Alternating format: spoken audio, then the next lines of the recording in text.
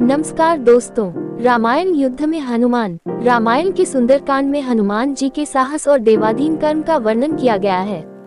हनुमान जी की भेंट राम जी से उनके वनवास के समय तब हुई जब राम जी अपने भ्राता लक्ष्मण के साथ अपनी पत्नी सीता की खोज कर रहे थे। सीता माता को लंकापति रावण छल से हरण करके ले गया था। सीता जी को खोजते हुए दोनों भ्राता ऋषिमुख पर्वत के समीप पहुंच गए, जहां सुग्रीव अपने अनुयायियों के साथ अपने ज्येष्ठ भ्राता बाली से छिपकर रहते थे। वानर राज बाली ने अपने छोटे भ्राता सुग्रीव को एक गंभीर मिथ्याबोध के चलते अपने साम्राज्य से बाहर निकाल दिया था और वो किसी भी तरह से सुग्रीव के तर्क को सुनने के लिए तैयार नहीं था। साथ ही बाली ने सुग्रीव की पत्नी को भी अपने पास बलपूर्वक रखा हुआ था।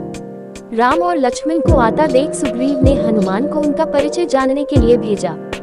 हनुमान एक ब्राह्मण के वेश में उनके समीप गए। हनुमान के मुख से प्रथम शब्द सुनते ही श्री राम ने लक्ष्मण से कहा कि कोई भी बिना वेद पुराण को जाने ऐसा नहीं बोल सकता जैसा इस ब्राह्मण ने बोला। राम जी को उस ब्राह्मण के मुख, नेत्र, माथा, भौं या अन्य किसी भी शारीरिक संरचना से कुछ भी मिथ्या प्रतीत नहीं हुआ। राम जी ने लक्ष्मण से कहा कि इस ब्राह्मण के मंत्र मुग्ध उच्चारण को सुनके तो शत्रु भी अस्त्र त्याग देगा। उन्होंने ब्राह्मण की ओर प्रसन्नता करते हुए कहा कि वो नरेश राजा निसंकोच ही सफल होगा जिसके पास ऐसा गुप्तचर होगा। श्री राम के मुख से इन सब बातों को सुनकर हनुमान जी ने अपना वास्तविक रूप धारण किया और श्री राम के चरणों में नतमस्तक हो गए।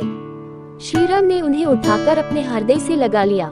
उसी दिन एक भक्त और भगवान का हनुमान और प्रभु राम के रूप में अटूट और अनश्वर मिलन हुआ। तत्पश्चात हनुमान ने श्री राम और सुग्रीव की मित्रता करवाई। इसके पश्चात ही श्री राम ने बाली को मारकर सुग्रीव को उनका सम्मान और गौरव वापस दिलाया और लंका युद्ध में सुग्रीव ने अपनी वानर सेना के साथ श्री राम का सहयोग दिया। सीता माता की खोज में वानरों का एक दल दक्षिण तट पे पहुंच गया, मगर इतने विशाल सागर को लांघने का साहस किसी में भी नहीं था। स्वयं हनुमान भी बहुत चिंतित थे कि कैसे इस समस्या का समाधान निकाला जाए। उसी समय जामवंत और बाकी अन्य वानरों ने हनुमान को उनकी अद्भुत शक्तियों का स्मरण कराया। अपनी शक्तियों का स्मरण होते ही हनुमान ने अपना रूप विस्तार किया और पवन वेग से सागर को उड़ के पार करने लगे।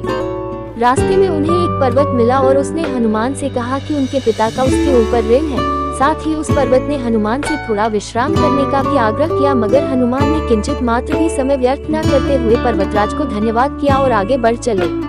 आगे चलकर उन्हें एक राक्षसी मिली जिसने कि उन्हें अपने मुख में घुसने की चुनौती दी। परिणाम स्वरूप हनुमान ने उस राक्षसी की चुनौती को स्वीकार किया और बड़ी ही चतुराई से अति लघु रूप धारण करके राक्षसी के मुख में प्रवेश करके बाहर आ गए। अंत में उस राक्षसी ने संकोचपूर्वक ये स्वीकार किया कि वो उनकी बुद्धिमत्ता की परीक्षा ले रही थी। आखिरकार हनुमान सागर पार करके लंका पहुँचे और लंका की शोभा और सुंदरता को देखकर आश्चर्यचकित रह गए और उनके मन में इस बात का दुख भी हुआ कि यदि रावण नहीं माना तो इतनी सुंदर लंका का सर्वनाश हो जाएगा। तत्पश्चात हनुमान ने अशोक वाटिका में सीता जी को देखा और उनको अपना परिचय बताया। साथ ही उन्होंने माता सीता को सांत्वना दी और साथ ही वापस प्रभु श्री राम के पास साथ चलने का आग्रह भी किया, मगर माता सीता ने ये कहकर अस्वीकार कर दिया कि ऐसा होने पर श्री राम के पुरुषार्थ को ठेस पहुँचेगी। हनुमान ने माता सीता को प्रभु श्री राम के संदेश का ऐसे वर्णन किया जैसे कोई महान ज्ञानी लोगों को ईश्वर की महानता के बारे में बताता है। माता सीता से मिलने के पश्चात हनुमान प्रतिशोध लेने के लिए लंका को तहस नहस करने लगे। उनको बंदी बनाने के लिए रावण पुत्र मेघनाथ इंद्रजीत ने ब्रह्मास्त्र का प्रयोग किया। ब्रह्मा जी का सम्मान करते हुए हनुमान ने स्वयं को ब्रह्मास्त्र के बंधन में बंधने दिया। साथ ही उन्होंने विचार किया कि इस अवसर का लाभ उठाकर वो लंका के विख्यात रावण से मिल भी लेंगे और उसकी शक्ति का अनुमान भी लगा लेंगे। इन्हीं सब बातों को सोचकर हनुमान ने स्वयं को रावण के समक्ष बंदी बनकर उपस्थित होने दिया। जब उन्हें रावण के समक्ष लाया गया तो उन्होंने रावण को प्रभु श्री राम का चेतावनी भरा संदेश सुनाया और साथ ही ये भी कहा कि यदि रावण माता सीता को आदरपूर्वक प्रभु श्री राम को लौटा देगा तो प्रभु उसे क्षमा कर देंगे। क्रोध में आकर रावण ने हनुमान को मृत्युदंड देने का आदेश दिया, मगर रावण के छोटे भाई विभीषण ने ये कहकर बीच बचाव किया कि एक दूत को मारना आचार संहिता के विपरीत है। ये सुनकर रावण ने हनुमान की पूंछ में आग लगाने का आदेश दिया। जब रावण के सैनिक हनुमान की पूंछ में कपड़ा लपेट रहे थे तब हनुमान ने अपनी पूंछ को खूब लंबा कर लिया और सैनिकों को कुछ समय तक परेशान करने के पश्चात पूंछ में आग लगाने का अवसर दे दिया। पूंछ में आग लगते ही हनुमान ने बंधन मुक्त होकर लंका को जलाना शुरू कर दिया और अंत में पूंछ में लगी आग को समुद्र में बुझाकर वापस प्रभु श्री राम के पास आ गए। लंका युद्ध में जब लक्ष्मण मूर्छित हो गए थे तब हनुमान जी को ही द्रोणागिरी पर्वत पर से संजीवनी बूटी लाने भेजा गया, मगर वो बूटी को भली भांति पहचान नहीं पाए और पुनः अपने पराक्रम का परिचय देते हुए वो पूरा द्रोणागिरी पर्वत ही रणभूमि में उठा लाए और परिणामस्वरूप लक्ष्मण के प्राण की रक्षा की। भावुक होकर श्री राम ने हनुमान को हृदय से लगा लिया और बोले कि हनुमान, तुम मुझे भ्राता भरत की भांति ही प्रिय हो। हनुमान का पंचमुखी अवतार भी रामायण युद्ध की ही एक घटना है। अहिरावण, जो कि काले जादू का ज्ञाता था, उसने राम और लक्ष्मण का सोते समय हरण कर लिया और उन्हें विमोहित करके पाताल लोक में ले गया। उनकी खोज में हनुमान भी पाताल लोक पहुँच गए। पाताल लोक के मुख्य द्वार एक युवा प्राणी मकरध्वज पहरा देता था, जिसका आधा शरीर मछली का और आधा शरीर वानर का था। मकरध्वज के जन्म की कथा भी बहुत रोचक है। यद्यपि हनुमान ब्रह्मचारी थे, मगर मकरध्वज उनका ही पुत्र था।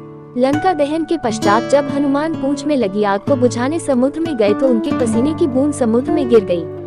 उस बूंद को एक मछली ने पी लिया और वो गर्भवती हो गई। इस बात का पता तब चला जब उस मछली को अहिरावण की रसोई में लाया गया। मछली के पेट में से जीवित बचे उस विचित्र प्राणी को निकाला गया। अहिरावण ने उसे पालकर बड़ा किया और उसे पातालपुरी के द्वार का रक्षक बना दिया। हनुमान इन सभी बातों से अनभिज्ञ थे। यद्यपि मकरध्वज को पता था कि हनुमान उसके पिता हैं, मगर वो उन्हें पहचान नहीं पाया क्योंकि उसने पहले कभी उन्हें देखा नहीं था। जब हनुमान ने अपना परिचय दिया तो वो जान गया कि ये मेरे पिता हैं, मगर फिर भी उसने हनुमान के साथ युद्ध करने का निश्चय किया क्योंकि पातालपुरी के द्वार की रक्षा करना उसका प्रथम कर्तव्य था। हनुमान ने बड़ी आसानी से उसे अपने अधीन कर लिया और पातालपुरी के मुख्य द्वार पर बांध दिया। पातालपुरी में प्रवेश करने के पश्चात हनुमान ने पता लगा लिया कि अहिरावण का वध करने के लिए उन्हें 5 दीपकों को एक साथ बुझाना पड़ेगा। अतः उन्होंने पंचमुखी अवतार श्री वराह, श्री नरसिम्हा, श्री गरुण, श्री हयग्रीव और स्वयं धारण किया और एक साथ में 5 दीपकों को बुझाकर अहिरावण का अंत किया। अहिरावण का वध होने के पश्चात हनुमान ने प्रभु श्री राम के आदेशानुसार मकरध्वज को पातालपुरी का नरेश बना दिया। युद्ध समाप्त होने के साथ ही श्री राम का 14 वर्ष का वनवास भी समाप्त हो चला था।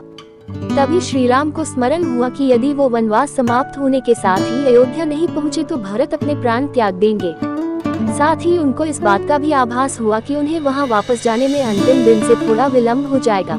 इस बात को सोचकर श्री राम चिंतित थे, मगर हनुमान ने अयोध्या जाकर श्री राम के आने की जानकारी दी और भरत के प्राण बचाकर श्री राम को चिंता मुक्त किया।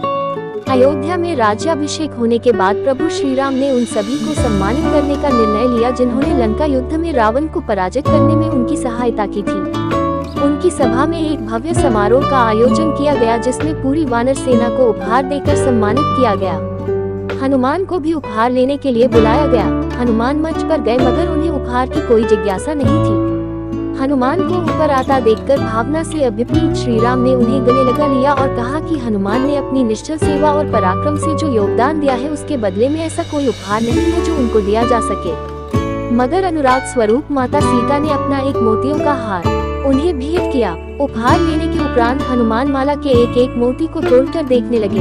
ये देखकर सभा में उपस्थित सदस्यों ने उनसे इसका कारण पूछा तो हनुमान ने कहा कि वो ये देख रहे हैं मोतियों के अंदर उनके प्रभु श्री राम और माता सीता हैं कि नहीं, क्योंकि यदि वो इनमें नहीं है तो इस हार का उनके लिए कोई मूल्य नहीं है।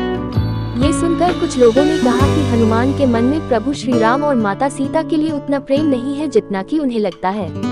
इतना सुनते ही हनुमान ने अपनी छाती चीर के लोगों को दिखाए और सभी ये देखकर स्तब्ध हो गए कि वास्तव में उनके हृदय में प्रभु श्री राम और माता सीता की छवि विद्यमान थी।